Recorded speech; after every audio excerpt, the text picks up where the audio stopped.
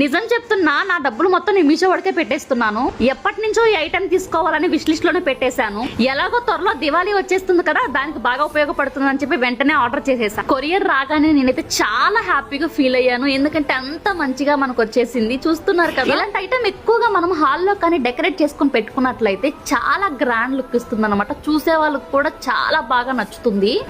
అంతే కదండి, ఇది మనం చాలా ఈజీగా అటాచ్ చేసుకోవచ్చు. మనకి ఇచ్చారు కదా, ఈ విధంగా స్క్రూ టైప్లో ఇచ్చేసారు.